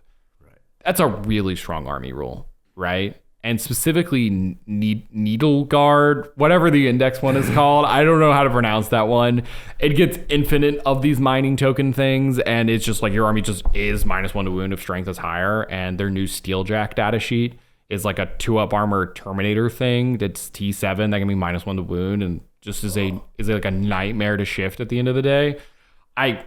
It has a lot of really strong strats, right? I also hear nightmare stories of the sustained 2 gun that triggers on 4s that ignores cover. Yeah, so land forts have the crit 4 gun, right? Conversion Bieber thing, right? It has lethal's baseline, and the Needle Guard strat has 1 CP, sustain 2 on any unit you can use, right? The other place that you can do that is also on the Thunderkin. They have the conversion beamer rule as well, and they can be lethal sustain 2 as well. Now, Richard tells me this army got more expensive, but I'll tell you, when I look at what he's playing on the field, it doesn't seem that way. Yeah, it's still a lot of stuff, right? So the shape of Votann has changed a lot. Bikes are not nearly as good as they used to be because they don't ignore cover baseline anymore. Yeah. So their mass AP1 doesn't just like shred you anymore. You actually get a real armor save against that, right? And then the land forts don't inherently ignore cover anymore, right? So there's a lot of like good ways that you can kind of stack some good defenses. For instance, like AOC plus cover, it's gonna be pretty good into some of these data sheets, right? However, into armies that don't have access to that are just gonna die. Yeah. Like they will just be shot to death still through just sheer firepower, right? Because it's a lot of shots. And I think the same basic play patterns that put the durable stuff out there, skirmish really well, and basically force your opponent into overcommitments to then counterattack, that still just works. Yeah, I think so too. I think Votann are going to be a really strong army. I think that they have some weaknesses, which are going to be the stat checks at the end of the day. This feels like an A-tier army to me, kind of describing it. I'm down to put them in A-tier. Votann have always been a very solid army if you're a good pilot, and while they are in a different shape, I still think the fundamentals are still there. Yeah, and I think it's interesting that we're putting a lot of armies in A-tier, right? Like this is another one. Very good, healthy meta. I think the meta's not nearly as bad as it once was. Death Guard and Chaos Knights were really the big offenders. And now Eldar's on top, and we love that. I personally don't. But no one asked you. I think you'll find the viewers will probably agree with me. But you're just here out of pity. I'm here out of pity. The elves allow you to be here. I hate elves. Next up, we've got one of my favorites, the good old-fashioned Necrons. This is your favorite? Well, it's one of them. I got a lot of favorites. There's no way this is one of your favorites. Okay, well, Or do you like Wraiths? You can do an alliteration with Necrons instead of Necrons, and I like that. That's not a good reason. It's my reason. Okay. You can have your truth, Nick. Thank you. This is an interesting army. So they performed really quite well in the previous meta, right? The Star Shatter build that Mr. Richard was working on was really strong. Yeah. Right? And I think I saw some other play with that build as well. However, as the tides have changed, I've kind of seen it disappear. Everyone's on that Awakened Dynasty life now. Yeah. Which also, that hasn't gone anywhere. That's awesome. That's been there forever. Yeah, that's been there the whole time, right?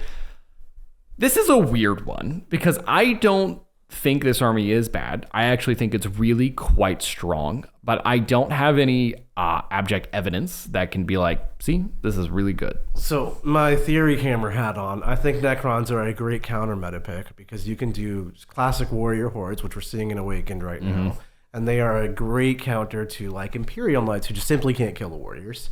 And they're also a great counter to Aeldari who also simply can't kill the warriors.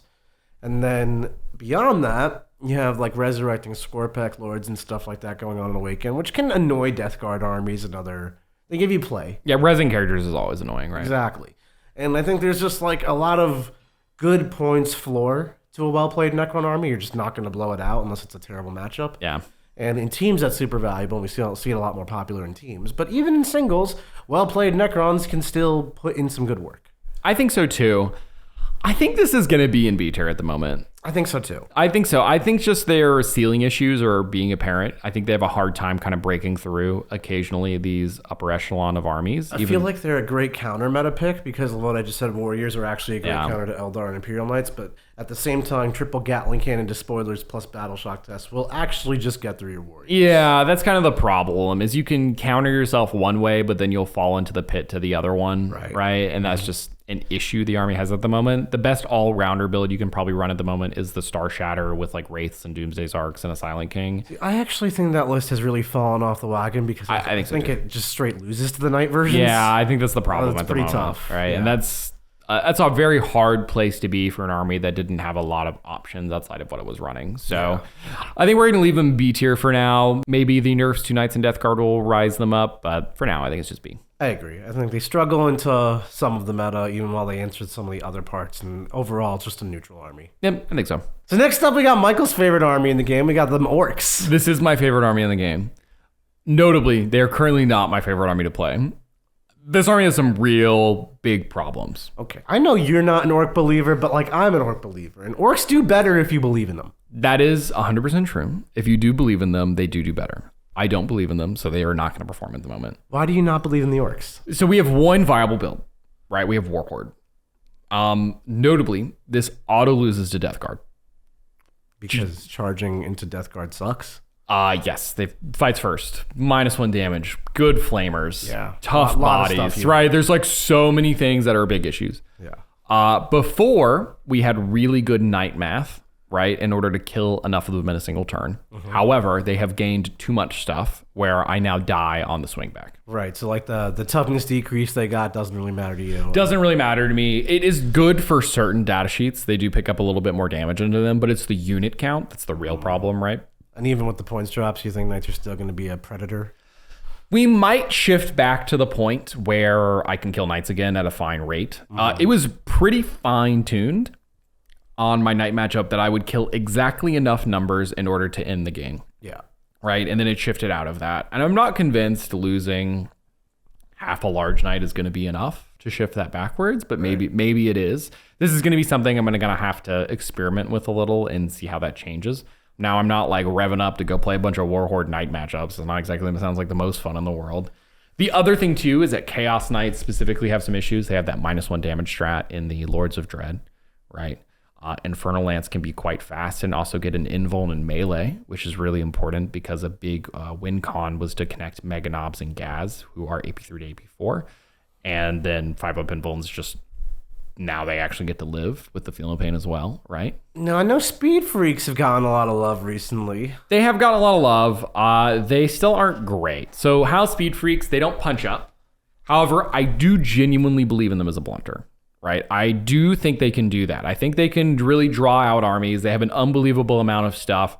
And they do have the upside that they can like run down like squishy elves or like maybe GSC and stuff like that, which is cool, right? Yeah, The Speed Freaks do have a real identity. The problem is that when they run into any sort of real damage army, they will fall over and die. Those buggies are not hard to kill. I do think orcs in general have like a massive drop off in effectiveness, whether they're going first or second. Even with the WOG buff from before, it's like a Speed Freak army or the Warhorde army still kind of has to deploy in line of sight in the open if it wants to shorten the distance between you and the opponent.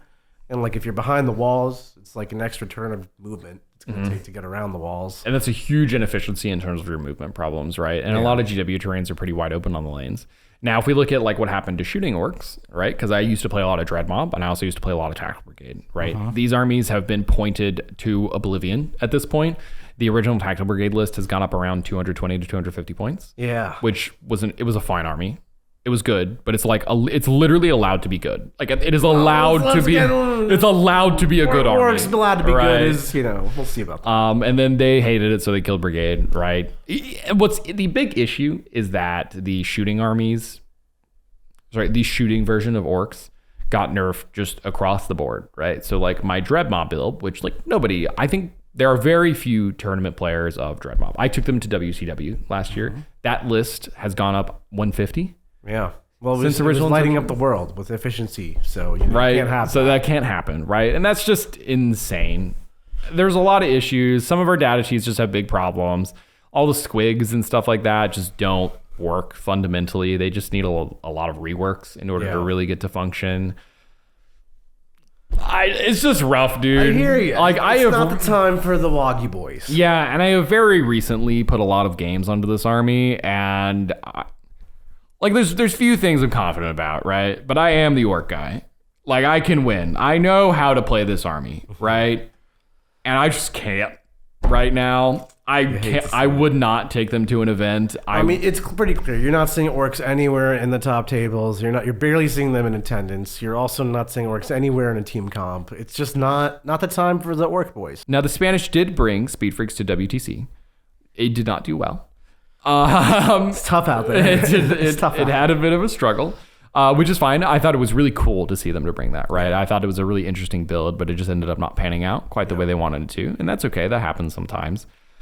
Orcs have been the lowest win rate in the game for the past 2 weeks, even below Imperial Agents, which that's rough. So where are we going to put them? I'm not willing to put them in F because Warhorde... they're not F. Get out of here with Warhorde, but Warhorde does exist. I don't think they're C because I think they're definitely not C. They're totally C tier. They're not C tier. If it was up to me, I'd put them in B tier. That's delusional. They're just not at the end of the day, right? Because Warhorde, they're just not in the same tier as Imperial Agents and Custodes. Oh no, they definitely are. You're the orcs expert, and I will defer to you. But I want to hear a riot in the Well, you just look at the... they're not going to riot. They're going to agree with me. I want a riot. I'm going to tell you right now, they're going to agree with me. Now, one caveat, I will note that me and other orc players are pretty whiny, right? This is the first time we've been bad, like the whole edition.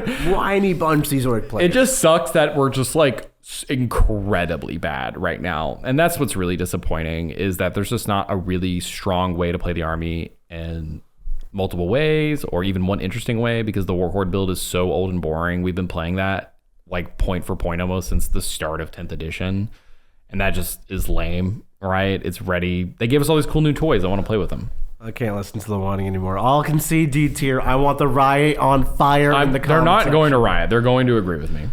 No. Okay, well, I mean, you're going to find out when you're wrong, and I'm going to make you admit it on camera. You're going to look directly into the eyes of a camera and say, Michael Mann was right. Michael Mann was wrong. Orcs D tier. Okay, all right. On to the next one. Generic good old Space Marines. They're kind of a weird one. They took a pretty heavy nerf.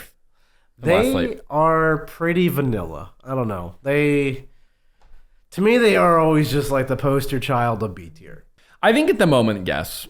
Right? Yeah. I mean, occasionally Ultramarine Gladius is like one of the best armies in the game, but they've been hit enough times and the meta's evolved enough that I'm willing to just call them a decent army. Yeah, the most recent Ultramarine nerf was pretty hefty, so they can't just farm infinite CP anymore. Right, which is a pretty big deal. Now, I will say, we have things like Raven Guard and Lysander and these wonderful new rules coming out that are actually really good. That is true. The new Raven Guard looks really strong. Really strong. Like, actually really strong. I think that there are very few times in a Space Marine player's life where something genuinely competes with Gladius/Stormlance, right? Yeah. And this is a serious contender to compete against Gladius and Stormlance in a really cool way, especially since the new character provides a new like facet to the army that it did not have before, which I like quite a bit. New Strike Man, whatever his name is, he's actually Sean. Yeah, Ethan Sean or whatever. Ethan Sean, he is what I wish my characters could do. I compare him to a Solitaire and I get actually angry. The Solitaire is a good character. It's a good character. Yeah. He's just so much better. He's really strong. And he looks sick. Like, may genuinely be model of the year, is the coolest guy ever, right? Yeah, I do love that model. I love that model so much. I am desperate to find some way to put something like that in my Space Wolves. Just play Raven Wolves. Raven Wolves. That's what I need to do. That's a cool name. That is cool. It could thematically work. You know, Ravens and Vikings. That's the whole thing with like You're really Odin selling me on Space Marines A tier with this. It's one detachment, this one character. Competing with Stormlance and Gladius. Those are two of the best detachments in the game, hands down. I still think it's B tier. And we're just adding a third one in. I think it's just B tier. Now look, that new version of Space Marines may end up making the army like A tier or something along those lines, but like we haven't even seen it on the table yet. But that's overreact. Big hype opinions. That's what tier lists are about. No. Where's your sense of excitement? No. Fine. We'll put Space Marines in B tier to appease the masses because I don't want to hear the comment section telling us about how we have our head up our butts. We don't. We have our heads up our butts and we don't know what anything does. Right. We haven't left the stream house in 20 years. And you know what? We're putting him in B tier. B tier it is. I'm upset about it. Okay. But you know what's not B tier? Space Wolves. Space Wolves are, I'm spoiler right now, strong A tier army. Strong A tier army. Every single team at WTC had them. Okay, not every single team. Well, I want to hype. They were popular. They were popular. They were really popular. Michael plays them. That's how you know. I do play them actually. They were really good. I have a lot to say about this army. I'm of the personal opinion that Gladius is the strongest possible build. You saw lots of Beast Slayer at WTC. I think there are some very important reasons because of that, right? I think Beast Slayer interacts with WTC terrain in a strong way because of the blood surges plus the reactive moves, and you have way more space to like actually just put infantry units on the table that GW terrain does not provide you. Yeah, you definitely can't just hide Walk 7 infantry on a normal GW board. Like WTC, you genuinely can. The 20-man with Ragnar, for instance, you cannot hide that on GW terrain. On WTC, you like can in a meaningful way. But also, Space Wolves are one of the only armies that have like good mounted units and great characters and good Terminators too. Yeah. And all that combined makes excellent both Gladius and Stormlance detachments. It really does. The army is durable. It's fast. It hits good enough. I won't say it hits hard, but it hits good enough. My elf bodies, it hits hard. It certainly hits hard to your elf bodies, but into the tough stuff, you have to kind of make some of the magic happen to really get those kills. I think that Space Wolves have few weaknesses at the moment. I think they have a good amount of stuff on the table. The Wolfguard Terminators are really strong. Now, Wolfguard Terminators appeared in almost every single list at WTC. I'm only aware of 2 countries that did not bring them, right? However, the highest performing Space Wolves list, which I believe was Olivier, had, I think, 10 of them in there specifically, which is really good. The 10-man brick, you're seeing a little bit more. I think, once again, this is another WTC GW difference, because on those large WTC ruins, you can put 10 Terminators in there, and you can kind of chill out with those. Something GW terrain doesn't Our Space Wolf player, Alex Spatho, he had 2 5s. Like, Terminators data sheet, good. You know, how you run them is a little bit of, like, seasoning to taste. But, you know, the fact there are Terminators is typically a popular thing. Yeah, so I think across the board, Space Wolves are really good. They have a really good place in the meta. Took them to a local RCT this weekend. Got 320-0s in a row until new Black Templars. I played unnerfed Mortarian's Hammer. There's really few armies that can put that many wounds with 4-up invulns and good toughness and good speed and good offense on the board. Yeah. It's kind of got it all. It's got it all, and it's really cool to see. I think they're the definition of the bruiser archetype, where they're very dangerous when you're in their space. They're tough, and they do just enough damage to be threatening, right? And if you go Space Wolf Gladius or Space Wolf Stormlance, you are fast enough to kind of close the gap. 100%. And that's my main issue with Beast Slayer at the end of the day, is I think that lack of speed is a big deal, as well as the fight on death that Gladius provides you is also a huge deal. Logan giving you a Vectora, as well as Bjorn giving you a CP farm, makes it that you dominate the CP game. And then having a fight on death makes it even stronger into the melee matchup. I can get behind that. I think Space Wolves solid A tier. They're one of the few armies that can actually hang with Eldar and punch up in that way. They can still hang with Death Guard and punch up in that way. They have playable games into pretty much all of A tier. They're just a strong faction. Very strong faction. I don't think they're broken, so that's what keeps them out of S tier, right? I think they're just a strong, very fair army. Right. They are fair. Despite having way too many 4-up invulns for too cheap, they are still relatively fair. Although Gladius and Stormlance, less fair. Fair? What do you mean? That's like the definition of fair. The Stormlance react to moving, advancing and shooting and charging and falling back and doing stuff fair. Yes. Like literally. That's literally fair Warhammer. We are different people. You have, okay, what do you define as fair Warhammer? Astra Militarum. Nothing fancy going on there. They're just walking up the board shooting some guns at you. I guess. That's fair. That's true. I didn't think falling back and doing something was unfair. Well, that's where you're wrong. The Eldar player is telling me what's I'm unfair. not saying right I'm the Eldar first player. advocate for the Eldar player is telling me unfair. You're unfair. I'm unfair. That's why we can hang out. Eldar splaining fair to me. That's crazy. I'm a crazy person. Okay. All right. Let's move on to the next army. Want to know when next army is not fair? Thousand Sons. Okay. Yes. But also, like, they're fine. Okay. I'm not saying they're broken. Somehow the army that, like, insta damages the death to your opponent in double moves is not broken. I truly don't know how, but it's not fair. Yeah, this is kind of an odd army. So upon initial codex read and play experience, I thought this army was going to be really quite powerful. I think we all did. I thought it was going to be a strong powerhouse with a really sweet set of rules. And then I played more and more, and then I was like, why am I like losing? To be fair, you've pretty much only been playing in a Death Guard and Knights and things of that nature. Yeah, so I went to ATC, right? Went negative for like the first time in my life. I have never gone negative at an event, and I did only play Death Guard and Knights at that event. However, the unlimited damage army should be able to play these matchups. No, wrong. Turns out there is in fact a damage limit. There is in fact a damage limit. If you fall within the damage limit, you're just dead. But if the damage limit is too high, or rather the limit is too low for how much durability they have, it seems like you just die in response. Yeah, so pushing with Thousand Sons is wildly risky because there is no backup plan. When you go for the push, you have to drop the axe and your opponent must be dead because anything in their army will just pick up your squads, and your squads are very expensive. Yeah, I can totally see that. You have very few units. They're essentially just tactical marines with some slightly better saves, and there's a Magnus, and there's a Mutilith Vortex Beast, and there's Goats, and you're stringing together a game plan with very limited data sheets, and that's always going to be a little... Yeah, and the big thing I learned with that army is on the go turn, if you have a bad psychic phase and you don't get your spells off, like, you're done. This happened to me at WTC. My opponent had this like multi-step play where he was going to Doombolt and flame my Falcon to death, and then he was going to get Moggen Raw with the next Flamer squad. And you know what happened? Doombolt and Flamers didn't kill my Falcon, so then he was just, I guess my plan doesn't work. Yeah, and there's no backup plan. No. That's the big thing with Thousand Sons that is a difference from Eldar, right? With Eldar, you have good defensive reactives, right? Like you have good ways to get back out of danger. Thousand Sons have none. You also have better, faster, cheaper trash. Then, Eldar does. Eldar has it than Thousand Sons. Right? Yeah, and that's another really big issue, right? I think Thousand Sons are in the B tier.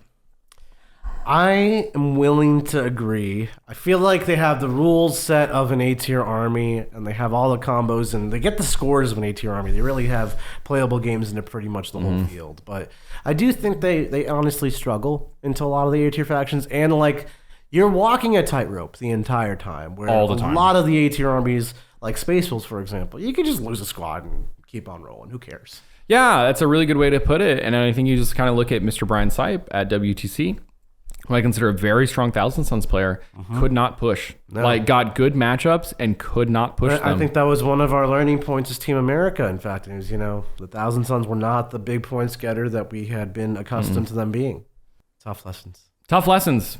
Tough lessons at the end of the day, right? And it's kind of weird, Thousand Sons look like a really broken army, and I think their stats are pretty decent at the moment, but I think really good players know how to fight Thousand Sons, and then it kind of falls apart. Yeah, I'm willing to see it. B-tier Thousand Sons it is. B-tier Thousand Sons. Next up, though, we've got Tyranids. So this is an army that had a lot of hype as well earlier in the last season. Subterranean Assault is all the rage these days. It was all the rage. It did pick up a nerf, so you can no longer teleport out of combat. Which sometimes matters a lot, sometimes doesn't matter at all. Yeah, there are going to be certain matchups where this is completely irrelevant, and certain matchups where this is just like, this is now unplayable. Yeah, your World Leaders match just got very scary. Like way worse in every way, right? So there's a few different ways you can play Tyranids, right? We have the triple Norn emissary build. You have the monster mash build, as well as you have the balanced invasion fleet. Yeah. And I think that's kind of it for their different play styles. Yeah, then Subterranean Assault Force. You can also run the Horde army, which is super rare these days, but I feel like, 40, 60 gargoyles with like 120 gaunts still exists. It still technically exists. You just don't really see it too often. Yeah. So, I don't know. This army's been performing kind of poor.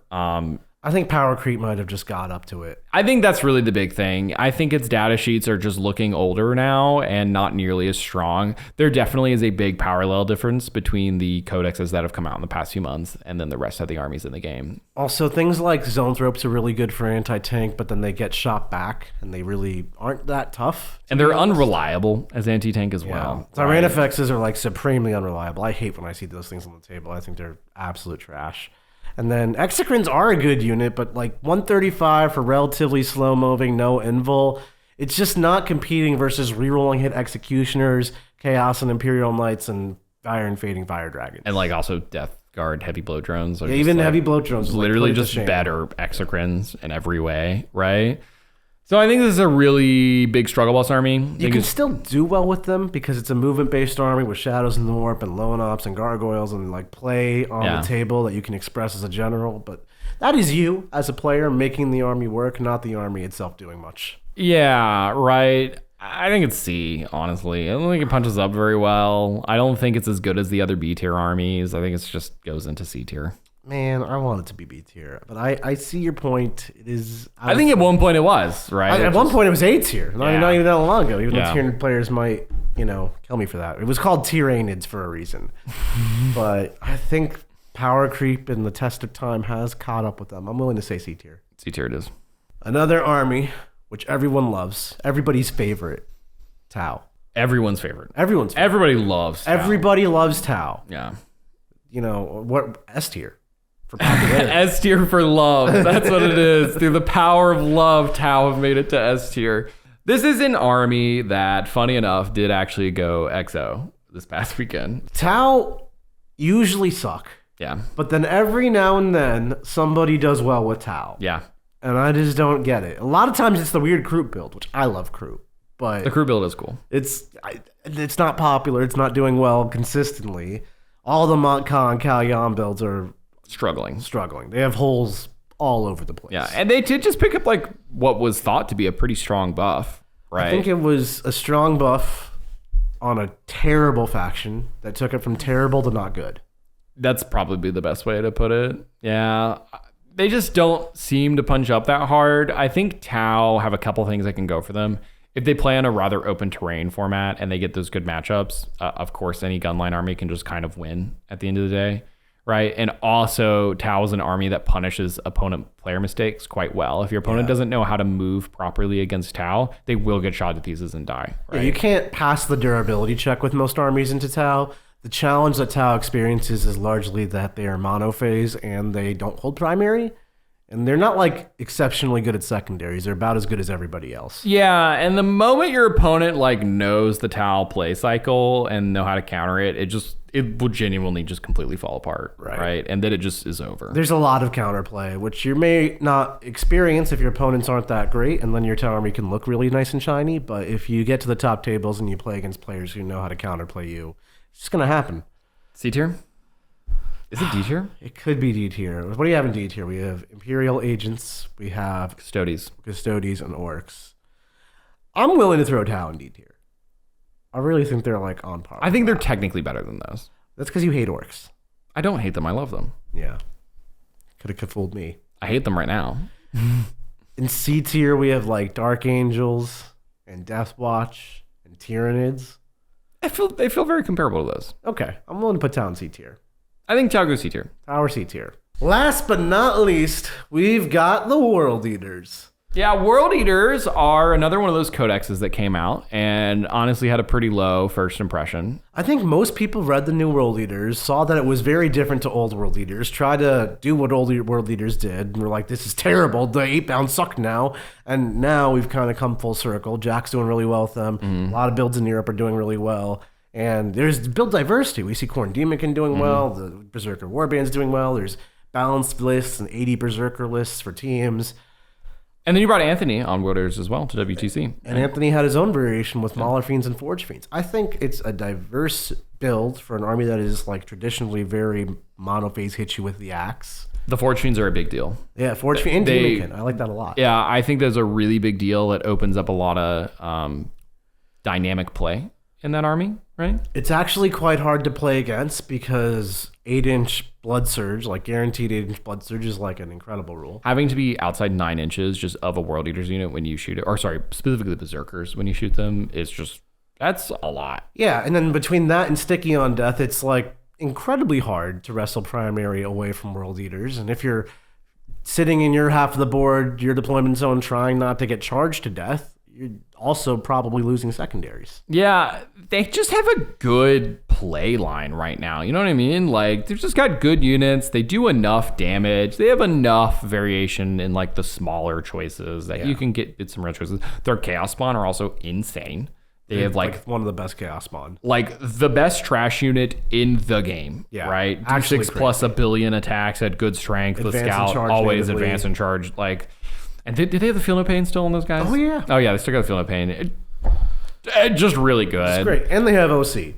And they have OC, right? Well, all the Cold Legion ones do. It's just Chaos Space Marines. Just the CSM ones that don't for some reason. The only real downside of World Eaters is that they have limited data sheets, so you can only do what you can do with what you got. Yeah. And then they're still on the elite side. You have Spawn and you have Jackals and Goremongers to try to help that out. But beyond that, you're overpaying for a lot of like action monkeys and stuff. Once someone kicks the House of Cards, then it's over. Yeah. When it starts to fall apart, it can really crumble. Yeah, and I think that keeps them out of like the higher tiers, right? So. But they're not in like a B tier. I mean, they are better than B tier, I would say. So, honestly, I'll call them A tier. I think they have some weaknesses, but they are a strong army. I think it's a very strong army. They have some of the, I think they're in the top 5 of GT wins at the moment. That's true. They do which be is winning. A really good indicator for how strong an army is usually. As much as I said it, when it crumbles, it crumbles. Also, when you're playing against World Leaders and they're winning, they slam your brakes. It's overwhelming, right? When you lose to the army. You're just getting completely destroyed. And I think that's going to just wrap us up then. I think that's all the armies. That's right. That's all of them. Wow. So that's the tier list, folks.